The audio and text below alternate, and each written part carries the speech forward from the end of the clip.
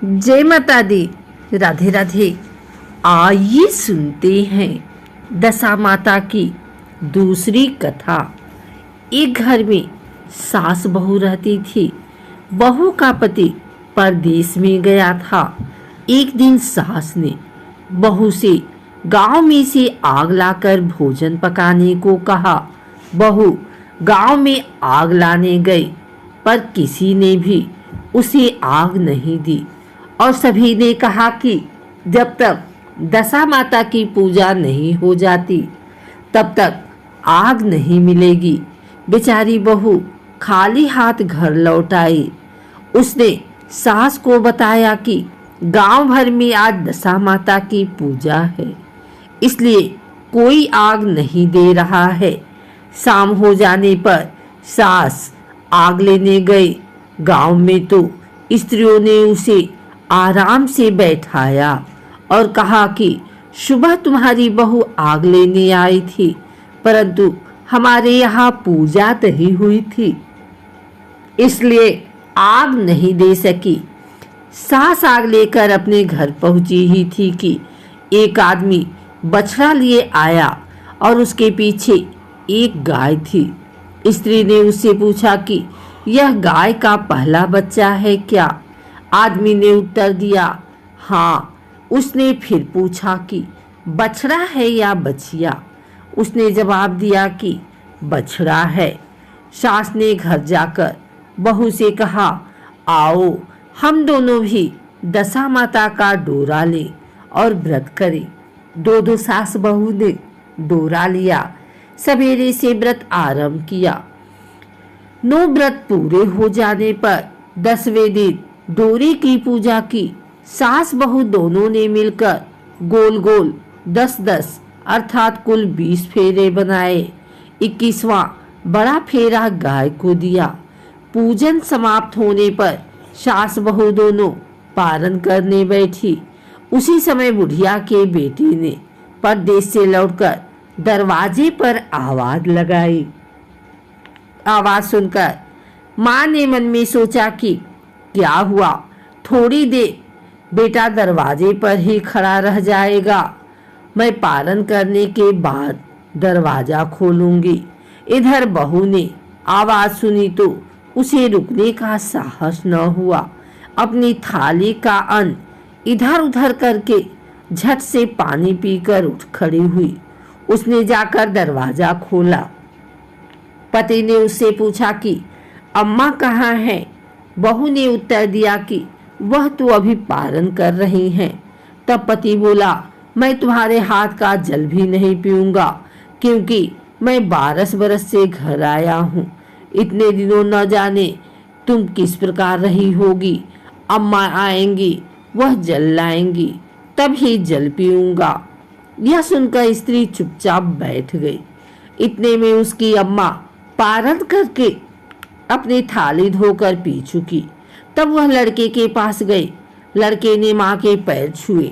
अम्मा उसे आशीर्वाद देकर बेटे को घर में ले आई। माता ने थाली परोस कर रखी। बेटा भोजन करने लगा।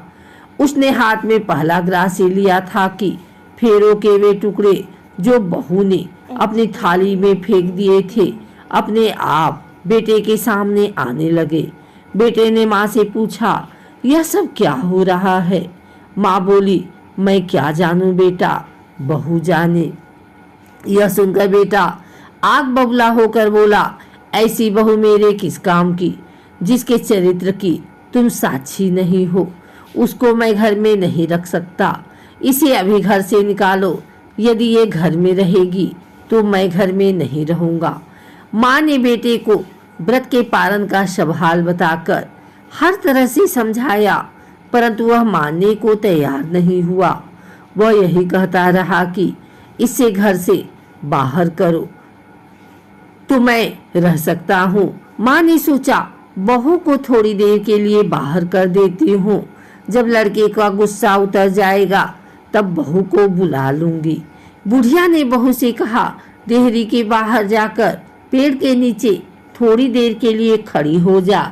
जब बहू पेड़ के नीचे खड़ी हुई तो पेड़ बोला मुझसे हटकर खड़ी हो, मैं दशा माता के विरोधी को छाया नहीं दे सकता। इस पर वह वहां से चलकर घड़ौची के पास गई।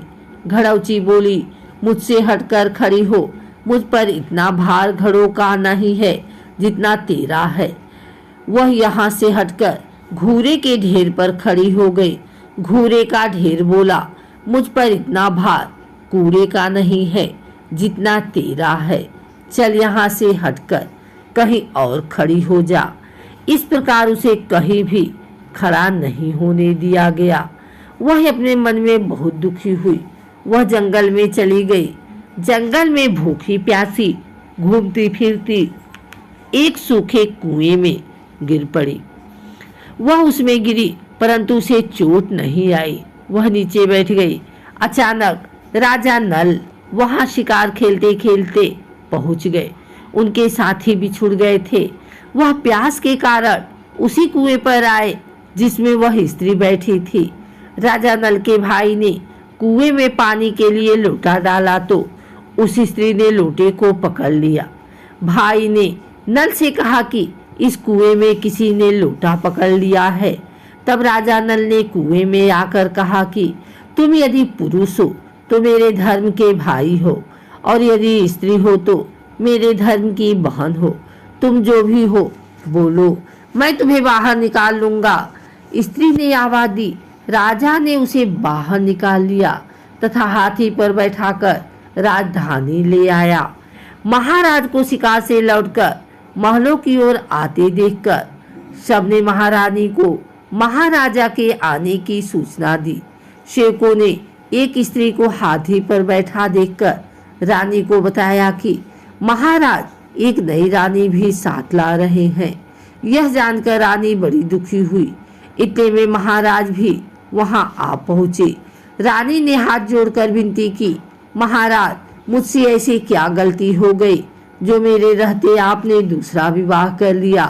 राजा नल ने हंसकर उत्तर दिया, वह तुम्हारी सौत नहीं ननद है, मेरी धर्म की बहन है। तुम्हें उसके साथ अपनी सगी ननद की तरह बर्ताव करना चाहिए। यह सुनते ही महारानी का मुख प्रसन्नता से कमल की भांति खिल उठा। वह बोली, अब तक मैं ननद का सुख नहीं जानती थी। अच्छा हुआ जो मुझे भाग्य से ननद भी मिल गई। राजा ने उसका नाम मुंह बोली बहन रखा और उसके लिए अलग महल बनवाया। उसके दिन अब सुख पूर्वक बीतने लगे।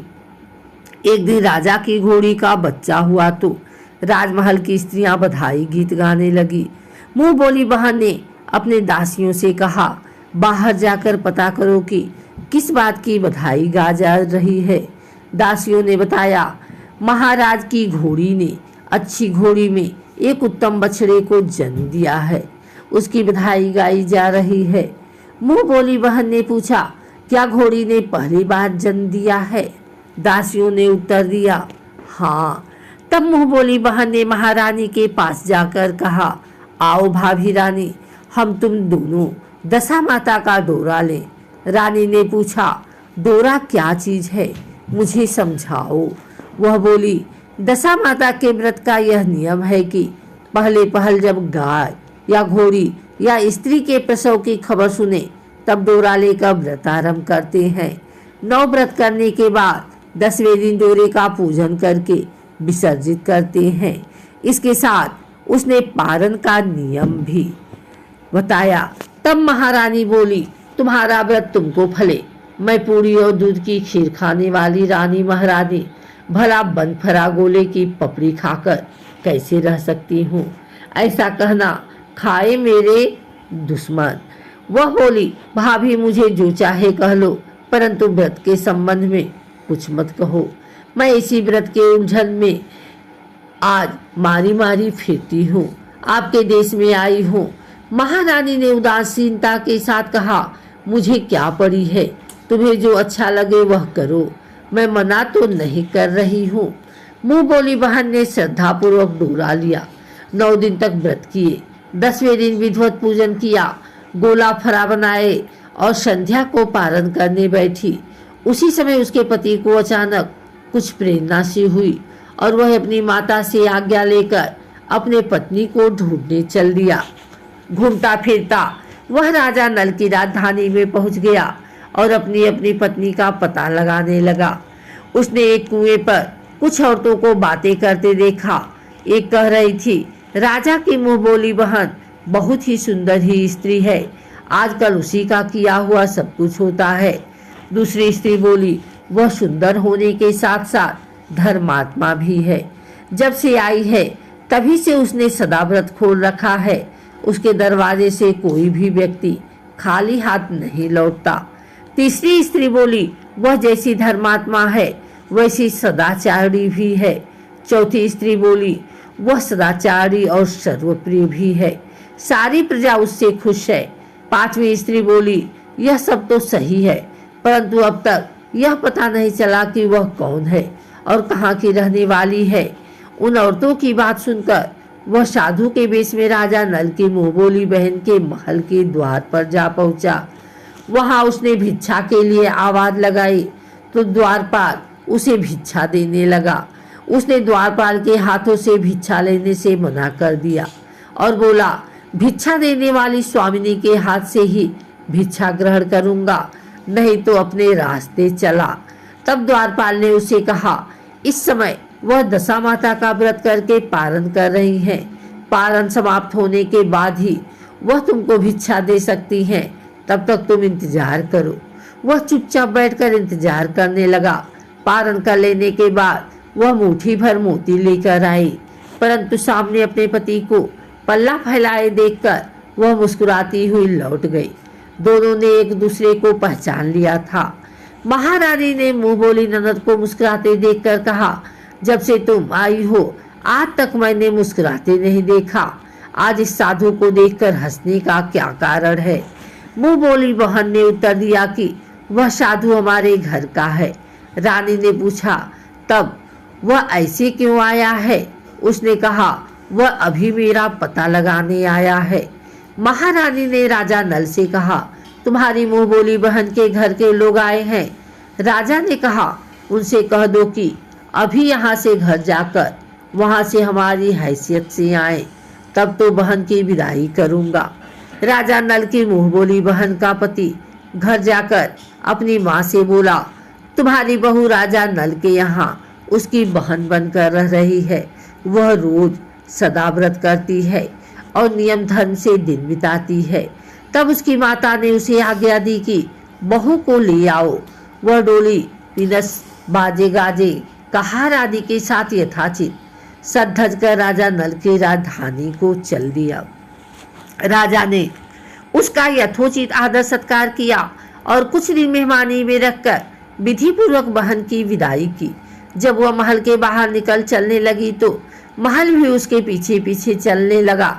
तब महारानी बोली, ननद जी तुम चली और मेरा महल भी ले चली, जरा पीछे मुड़कर तो देखती जाओ। जे भी उसने पीछे मुड़कर देखा तो राजा का संपूर्ण राजसी वैभव अचानक लुप्त हो गया। राजा की मुंह बोली बहन तो अपने पति के साथ आनंद से रहने लगी, परंतु राजा नल व रानी का यह हाल हो गया कि वे दोनों कमरी कतरी ओढ़े फिरने लगे। उनके भोजनालय में पते खड़खड़ाने लगे। राजा नल ने रानी से कहा, अब हमें यहाँ से कहीं दूसरी जगह चले जाना चाहिए। रानी पतिव्रता स्त्री थी, उसने राजा की आज्ञा मान ली। चलते चलते वे एक गांव के पास पहुंचे। वहां पर बेरी के पेड़ पर बेर लगे हुए थे। राजा रानी दोनों भूखे थे। उन्होंने बेरी को उठाया तो बेर लोहे के हो गए। इस प्रकार राजा रानी जिस वस्तु को भी हाथ लगाते वह कंकड़ पत्थर में बदल जाते थे। इतना पर भी राजा रानी आगे बढ़ते गए। रास्ते में उन्हें एक व्यापारी मिला।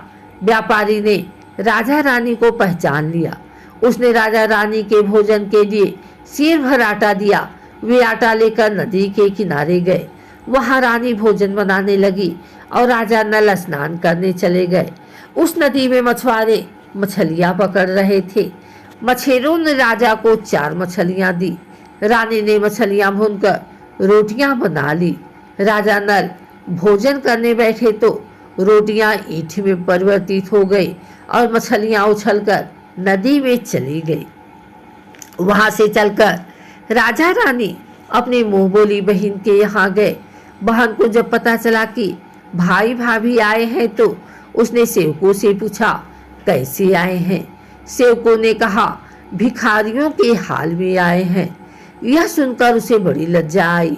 उसने राजा रानी को एक कुम्हार के यहाँ ठहरा दिया। शाम को थाल सजाकर बहन स्वयं भाभी से मिलने कुम्हार के घर गई।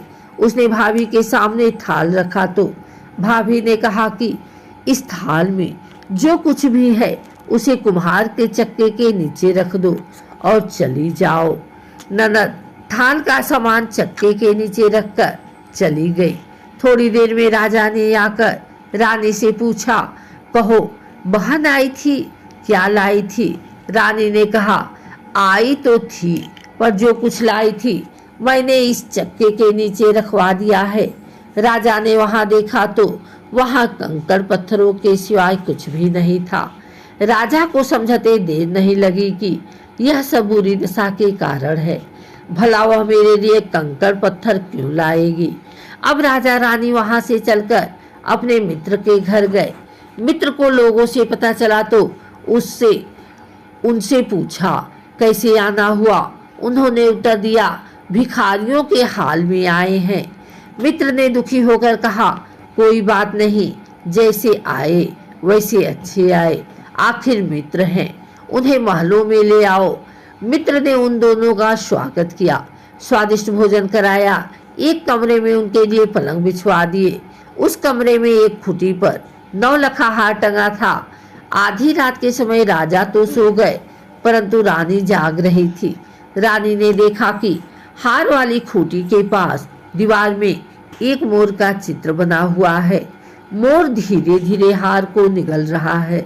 रानी ने राजा को जगाकर वह दृश्य दिखाया। राजा ने सोचा यहाँ से चुपचाप भाग चलना चाहिए, नहीं तो सवेरे चोरी का कलंक लगेगा। तब मित्र को क्या मुख दिखाएंगे। बेचारे राजा और रानी उठकर जंगल की तरफ चले गए। दोनों चलते चलते एक दूसरे राजा की राजधानी में पहुंच गए। वहां अतिथि और भिक्षुओं को सदाव्रत दिया जाता था। वे दोनों भी सदाव्रत लेने गए परंतु उस समय सदाव्रत बंद हो चुका था। वहां के अधिकारियों ने कहा यह लोग न जाने कहां से अभागे आए हैं कि इन्हें देने के लिए कुछ भी नहीं बचा, फिर भी इन्हें एक मुट्ठी चने दे दो। उन्होंने इस प्रकार से अनादर और कड़वी बातें सहित दान लेना अस्वीकार कर दिया। वे दानाध्यक्ष की निंदा करते हुए बोले कि ऐसी कंजूसी है तो सदाव्रत देने का नाम ही क्यों करता है। दानाध्यक्ष बोला यह तो बड़ा घमंडी भिक्षुक लगता है, भीख भी मांगता है और गाली भी देता है, इनको हवालात में डाल दो। इस प्रकार दोनों को एक कोठरी में बंद कर दिया। एक एक मुट्ठी चने दोनों को खाने के लिए मिलने लगे। जिस कोठरी में राजा रानी बंद किए गए थे उसी के पास आम रास्ता था। एक जमादार ने राजा की घुड़साल साफ कर उसी रास्ते से निकला कर दी थी। एक दिन वह बहुत देर से निकली। रानी उससे पूछने लगी कि आज तुम्हें इतनी देर कैसे हो गई। वह बोली कि आज राजा की घोड़ी के बछड़ा हुआ था, उसकी टहल में देर हो गई।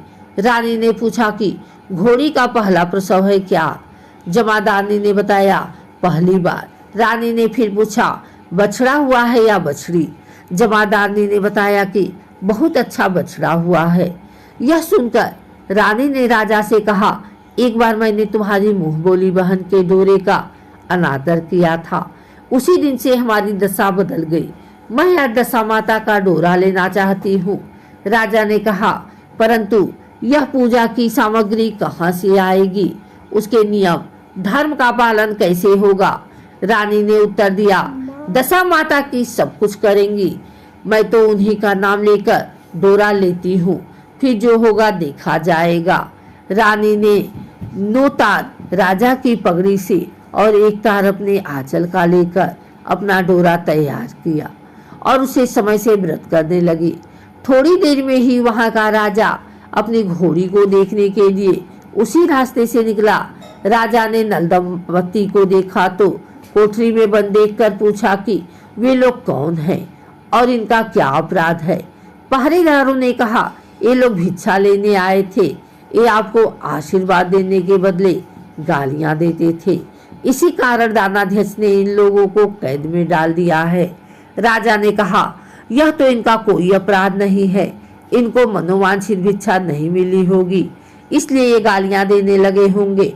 इनको संतुष्ट करना चाहिए था, ना कि कैद में डाल देना चाहिए। इनको अभी रिहा करो। राजा की आज्ञा से उसी समय दोनों को कोठरी से बाहर निकाला गया। राजा उनके पांव में पद्म और माथे पर चंद्रमा देखकर पहचान गया कि यह तो राजा नल और रानी दमयंती हैं। इस पर उसने दोनों हाथों से हाथ जोड़कर क्षमा मांगी और हाथी पर बैठाकर अपने महल में ले गया। उस दिन तक राजा के यहाँ रहकर उन दोनों ने पूरे राजसी ठाठ के साथ अपनी राजधानी की ओर प्रस्थान किया। रास्ते में वे पहले अपने मित्र के यहाँ गए। मित्र ने राजा नल की आने की खबर सुनकर लोगों से पूछा, मित्र आए तो कैसे आए? लोगों ने कहा, अब की बात तो राजसी ठाट बाट के साथ हाथी घोड़े डंका निशान पालकी पीनस एवं फौज के साथ लेकर आए हैं। मित्र ने कहा, अच्छी बात है, आने दो। मेरे लिए तो जैसे तब थे वैसे ही अब भी हैं, आखिर हैं तो मित्र ही। राजा रानी मित्र के महल में गए। मित्र ने उनको आदर सत्कार के साथ उसी स्थान पर ठहराया जिस स्थान पर पहले ठहराया था। आधी रात के समय जब राजा सो रहे थे और रानी पैर दबा रही थी, तब रानी ने देखा कि मोर का चित्र जो पहले हार को निगल गया था उसे उगल रहा है। रानी ने राजा को जगाकर यह दृश्य दिखाया। राजा नल ने अपने मित्र को बुलाकर यह दिखाया। मित्र बोला कि मैंने तब भी तुमको चोर नहीं समझा था और न अब समझता हूँ। यह दृश्य तुम्हारी बुरी दशा का फल है। आप निश्चित रहिए, मेरे मन में कोई मैल नहीं है। मित्र के यहाँ से चलकर राजा रानी अपनी मुंह बोली बहन के यहाँ गए। उसने सुना राजा भैया आ रहे हैं तो उसने लोगों से पूछा, कैसे आ रहे हैं? लोगों ने कहा, जिस प्रकार राजा का आना चाहिए उसी प्रकार से आ रहे हैं। उसने कहा, उनको मेरे महल ले आओ। जब राजा नल का हाथी बहन के महल की ओर बढ़ा तब रानी ने कहा, आप अपनी बहन के घर जाइए, मैं तो उसी कुम्हार के घर रहूंगी जिसके पहले ठहरी थी। राजा ने कहा, जिस कारण इतने दुख उठाए तुम फिर उससे झगड़ा मोल लेना चाहती हो, यह तुम अच्छा नहीं कर रही हो। परंतु रानी नहीं मानी, वह कुम्हार के घर ही ठहरी। राजा बहन के घर चले गए। शाम को राजा की बहन भाभी के लिए थाल सजाकर कुम्हार के यहाँ आई। उसने भाभी के सामने थाल रख दिया। भाभी सोने चांदी के गहने उतार उतार कर रखने लगी और कहने लगी, खाओ रे मेरे सोने चांदी के गहने खाओ, हम भूखे नंगे क्या खाएंगे। यह उलाहना सुन ननद बोली, यह उलाहना किसे देती हो? मुझसे उस समय जो हुआ कुछ हो सका वो उस समय लाई थी, वही अब भी लाई हूँ। विश्वास न हो तो चक्के के नीचे अब भी देख लो। सचमुच चक्के के नीचे देखा तो वहां पर मणिक मोतियों का ढेर लगा था। रानी यह सब देखकर सन रह गई। वह बोली, ननद जी तुम्हारा कोई दोष नहीं है, यह तो हमारी बुरी दशा का परिणाम था। रानी ने ननद का लाया सब सामान तथा उनमें अपनी तरफ से कुछ और जवाहरात मिलाकर ननद को वापस कर दिया। परंतु ननद को पूजा का न्योता देना भूल गई। वहां से चलकर राजा सुरा गाय के पास आए। गाय ने सेना सहित राजा को भरपेट दूध पिलाया। वहां से आगे चलकर वे नदी के तट पर पहुंचे तो वहां पड़ाव डाला। भोजन बनवाया गया। जब राजा भोजन करने बैठे तो उसी समय नदी में उछलकर गिरी हुई भुनी भुनाई मछलियां अपने आप थाली में गिर पड़ी। वह रोटियां जो ईंट बन गई थी फिर से रोटियां बन गई। राजा ने कहा, यह सब क्या हो रहा है? कुछ समझ में नहीं आता। रानी ने बताया कि ये रोटियां और मछलियां वे ही हैं जो उस दिन हमें नसीब नहीं हुई थी। मैं यदि आपसे उस समय कहती कि तली हुई मछलियां जल में उछल गई और रोटियां ईंट बन गई तो आप कदापि भी इसे सच नहीं मानते। इसी कारण मुझे बहाना बनाना पड़ा था। अब राजा रानी अपने राजधानी की ओर आगे बढ़े। जब राजा की फौज अपनी राजधानी के समीप पहुंची तो वहां के लोगों ने समझा कि दूसरे राजा ने राजधानी पर आक्रमण कर दिया है। वे घबरा गए। वहां के लोग नजराना लेकर राजा से मिलने गांव के बाहर आए, परंतु यह क्या, यह तो अपने राजा हैं। लोगों का प्रसन्नता का ठिकाना न रहा। वे श्रद्धा भक्ति के साथ महाराज के आगे चलकर उन्हें उनके महल में ले गए। राजा रानी ने महल में प्रवेश किया। रानी ने तुरंत दशा माता की पूजा का प्रबंध किया। उसने उस पूजा में नगर की सब सौभाग्यवती स्त्रियों को बुलाया। भगवती के भोग के लिए सब प्रकार के पकवान बनवाए और आटे की 10 बतियां, 10 शक्कर की गुंजिया और 10 अठवाइयां सुहागिनों के आंचल में डाली। सुहागिनों का श्रृंगार करके दशा माता की पूजा आरंभ हुई। कलश स्थापित करके दीपक को जलाया गया, परंतु उसकी बाती जली नहीं। इस पर पंडितों ने कहा कि कोई न्योता पाने वाला न्योतने की तो नहीं रह गया है। स्मरण किया जाए, उसके आने पर दीपक जल जाएगा। रानी ने सोच विचार कर बताया कि ननद न्योतने से रह गई है। पंडितों ने कहा कि उसे फौरन बुलाया जाए। राजा ने अपना दूरतगामी रथ भेजकर अपने मुंह बोली बहन को बुलवाया। उसके आते ही कलश का माणिक दीपक प्रज्वलित हो गया। बड़ी धूमधाम से पूजा की गई। अंत में सुहागिनों को भोजन कराकर विदा किया गया। उसी समय राजा ने राज्य में आज्ञा जारी की, मेरी प्रजा के लोग दशा माता का व्रत किया करें। भगवती माता ने जिस प्रकार राजा नल के दिन फेरे, उसी प्रकार सबके दिन फेरे।